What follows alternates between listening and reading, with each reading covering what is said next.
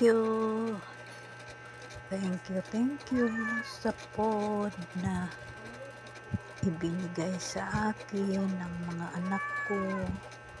Yan na saging at saka ubas ay dala ni Julius at saka yung chicken. Bumili sa labas at dinala niya dito sa bahay kay hindi kami nagluto ng ulam ngayon hapon. Hintay na lang kami kay Julius pagdating. Salamat Julius sa mga sa ulam, sa grapes at banana na dala mo galing sa trabaho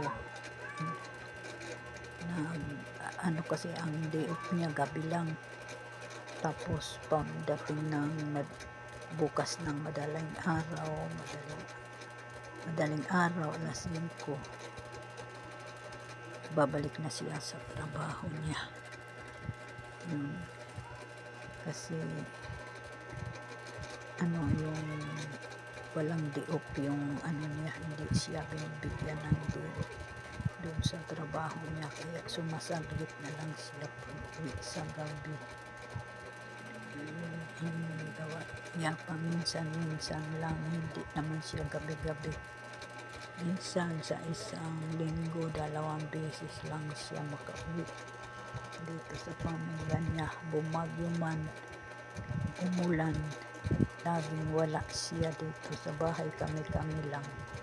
Itong bahay ko pa naman ay bahain, laging lumulubog sa tubig. Kami lang nila Maribit, mabuti naman at ginawa nito ng 3rd floor. Doon na kami nag-iipon sa 3rd floor kasi minsan ang baha ay hanggang 2nd floor. Salamat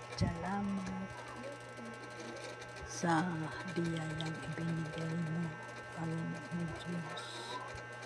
Thank you very much sa food na binibigay mo sa akin sa araw-araw.